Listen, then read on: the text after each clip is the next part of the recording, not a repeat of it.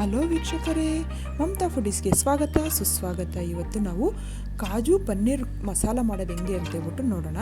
ಇದು ಚಪಾತಿಗಾಗಲಿ, ರೋಟಿಗಾಗಲಿ, ನಾನ್ಗಾಗಲಿ ತುಂಬ ಚೆನ್ನಾಗಿರುತ್ತೆ. ನೀವು ಒಂದ್ಸಲ ಟ್ರೈ ಮಾಡಿ ತಿಂದರೆ ಅಂತೂ ಇದನ್ನೇ ಯಾವಾಗಲೂ ಮಾಡ್ತೀರ, ಅಷ್ಟು ಟೇಸ್ಟಿಯಾಗಿರುತ್ತೆ. ತುಂಬ ಸಿಂಪಲ್ಲಾಗಿ ತೋರಿಸ್ಕೊಡ್ತೀನಿ, ಬನ್ನಿ ಹೆಂಗೆ ಮಾಡೋದು ಅಂತೇಳ್ಬಿಟ್ಟು ರೆಸ್ಟೋರೆಂಟ್ ಸ್ಟೈಲಲ್ಲಿ ಕಾಜು ಪನ್ನೀರ್ ಕರಿ. ಇವಾಗ ಒಂದು ಕಡಾಯಿ ತೊಗೊಂಡು ಅದಕ್ಕೆ 2 ಟೇಬಲ್ ಸ್ಪೂನ್ ಎಣ್ಣೆ ಹಾಕ್ತಾಯಿದ್ದೀನಿ. ಈ ಪ್ಲೇಸಲ್ಲಿ ನೀವು ತುಪ್ಪ ಆಗಲಿ ಬೆಣ್ಣೆ ಆಗಲಿ ತೊಗೋಬೋದು. ಒಂದು 1/4 ಕಪ್ಪು ಗೋಡಂಬಿನ ಹಾಕ್ಕೊಂಡು ಮೀಡಿಯಮ್ ಫ್ಲೇಮಲ್ಲಿ ಇಟ್ಕೊಂಡು ಇದನ್ನು ಗೋಲ್ಡನ್ ಕಲರ್ ಬರೋವರೆಗೂ ಫ್ರೈ ಮಾಡ್ಕೋಬೇಕು. ನೋಡಿ, ಲೈಟ್ ಗೋಲ್ಡನ್ ಕಲರ್ ಬಂದಿದೆಯಲ್ಲ, ಈಗ ಇದನ್ನ ಎಣ್ಣೆಯಿಂದ ತೆಗೆದು ನಾನು ಒಂದು ಸೈಡ್ಗೆ ಇಟ್ಕೊತಾ ಇದ್ದೀನಿ ಎಲ್ಲನೂ. ನೋಡಿ, ಈ ಥರ ಆಗಿದೆ.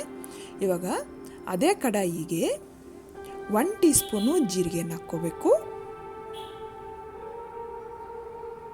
ಈಗ ಒಂದು ದೊಡ್ಡ ಸೈಜ್ ಈರುಳ್ಳಿನ ಚಿಕ್ಕದಾಗಿ ಕಟ್ ಮಾಡಿರೋದು ಹಾಕ್ಕೊಂಡು ಲೈಟ್ ಗೋಲ್ಡನ್ ಕಲರ್ ಬರೋವರೆಗೂ ಇದನ್ನು ಫ್ರೈ ಮಾಡ್ಕೋಬೇಕು. ಈ ಥರ ಚೆನ್ನಾಗಿ ಗೋಲ್ಡನ್ ಕಲರ್ ಬಂದಮೇಲೆ ಫ್ರೈ ಮಾಡಿಕೊಂಡ್ರೆ ಅದು ಕರ್ರಿ ಒಳ್ಳೆ ಟೇಸ್ಟ್ ಬರುತ್ತೆ. ಈರುಳ್ಳಿ ಅಂತೂ ಮರ್ತೋಗ್ದಿರ ನೀವು ಫ್ರೈ ಮಾಡಲೇಬೇಕು. ಈಗ ಕಟ್ ಮಾಡಿರೋಂಥ 2 ಹಸಿಮೆಣಸಿನ್ಕಾಯಿ, 1 ಟೇಬಲ್ ಸ್ಪೂನು ಶುಂಠಿ ಬೆಳ್ಳುಳ್ಳಿ ಪೇಸ್ಟ್ ಹಾಕಿ ಹಸಿ ವಾಸನೆ ಹೋಗೋವರೆಗೂ ಇದನ್ನು ಫ್ರೈ ಮಾಡ್ಕೋಬೇಕು ನಾವು.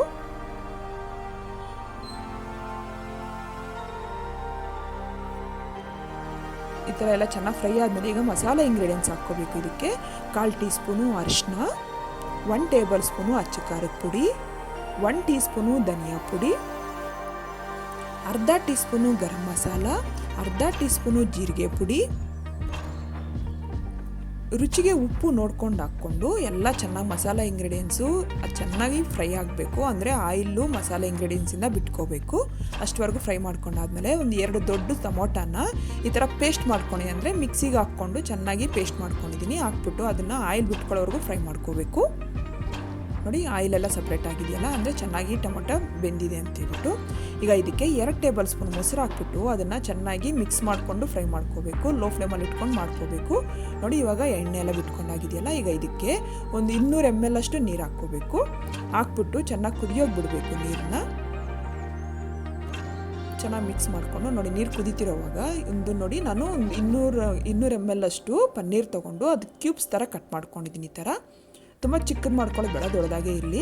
ನೋಡಿ, ಆಯಿಲಲ್ಲಿ ನಾನೇನು ಫ್ರೈ ಮಾಡಿಲ್ಲ, ಹಾಗೆ ಪನ್ನೀರನ್ನ ಹಾಕ್ತಾಯಿದ್ದೀನಿ. ಈಗ ಅದಕ್ಕೆ ನಾವು ಫ್ರೈ ಮಾಡ್ಕೊಂಡಿರೋಂಥ ಗೋಡಂಬಿನ ಹಾಕ್ಕೊಂಡು ಮಿಕ್ಸ್ ಮಾಡಿಕೊಂಡು ಅದನ್ನು ಒಂದು 2ರಿಂದ 3 ನಿಮಿಷದವರೆಗೂ ಅದನ್ನು ಐ ಫ್ಲೇಮಲ್ಲಿ ಇಟ್ಕೊಂಡು ಚೆನ್ನಾಗಿ ಬೇಯಿಸ್ಕೋಬೇಕು.